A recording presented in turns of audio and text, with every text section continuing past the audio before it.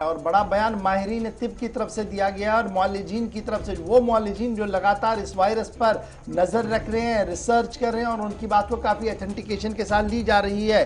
बात करते हैं प्रोफेसर सिमरन पांडा की, जिनकी तरफ से ये कहा गया कि आईसीएमआर की साइंटिस्ट है, ये लगातार रिसर्च टीम की है और उनका मानना है कि तीसरे कोविड वेव की दस्तक अगस्त के अंदर आ सकती है और हर दिन केस की तादाद 1 लाख तक जा सकती है।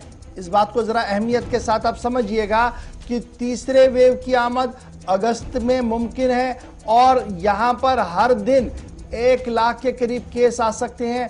टॉप आईसीएमआर की साइंटिस्ट की तरफ से यह बयान दिया गया है। प्रोफेसर सिमरन पांडा का मानना है कि तीसरी वेव जो है अगस्त एंड तक आएगी और रिकॉर्ड तोड़ केसेस जो है वो सामने आ सकते हैं। यह बात काबिल जिक्र है कि कल जुमा था और कल एक स्टडी रिलीज भी की गई, स्टडी पेपर को सामने रखा गया आईसीएमआर की तरफ से, जिसके तहत यह कहा गया कि 86% ब्रेक थ्रू इन्फेक्शन का जो हुआ है इंडिया के अंदर वो इसलिए हुआ क्योंकि डेल्टा वायरस जो था उसने तरह तरह के शक्लें ली वायरस ने और उस लास्ट वायरस की वजह से बेतहाशा नुकसान भारत को हुआ है। लेकिन साथ ही इसी रिपोर्ट के अंदर यह कहा गया कि अगस्त के आखिर तक तीसरे वेव की आमद है और इस तीसरे वेव के दौरान भारत के अंदर हर दिन लाख के करीब केसेस सामने आ सकते हैं। प्रोफेसर पांडा जो हेड है एपिडेमियोलॉजी कम्युनिकेबल डिजीज आईसीएमआर की, उनका मानना है कि अगर एहतियात से काम लिया गया, बहुत ज्यादा एहतियात के साथ काम लिया गया तो इस शिद्दत में थोड़ी सी कमी हो सकती है।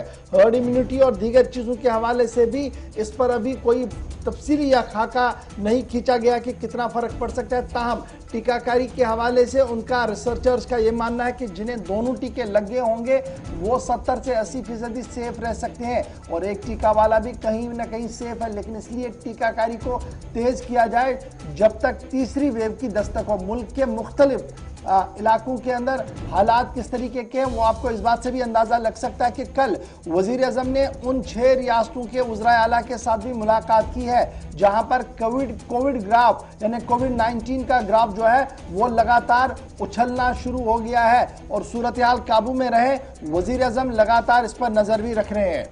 और वज़ीर आज़म की तरफ से 6 रियासतों के वज़ीर आला के साथ जब मीटिंग की गई तो उसके बाद TTT फॉर्मूले पर उन्होंने न सिर्फ नजरसानी करने की अपील की तमाम रियासतों के वज़ीर आला से, बल्कि इस फॉर्मूले पर सख्ती के साथ काम होना चाहिए, इस बात को यकीनी बनाने पर भी जोर दिया। प्रभावी कदम उठाया जाना नितांत आवश्यक है। इस दिशा में स्ट्रेटेजी वही है, टेस्ट, ट्रैक, ट्रीट एंड टीका। इसी वैक्सीन की हमारी रणनीति फोकस करते हुए हमें आगे बढ़ना है। माइक्रो कंटेनमेंट जोन्स पर हमें विशेष ध्यान देना होगा।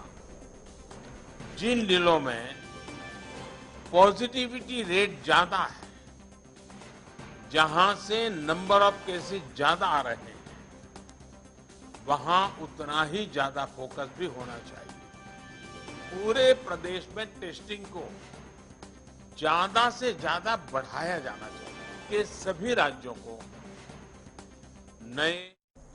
चलिए, वजीर आजम किस तरीके से अपनी बात रख रहे थे, क्योंकि मामला इंतहाई अहम है। अगस्त तक तीसरी वेव की आमद और तीसरी वेव कितनी खतरनाक हो सकती है, आईसीएमआर की स्टडी और माहिरीन का मानना है कि एहतियात के बिना कोई दूसरा रास्ता इसमें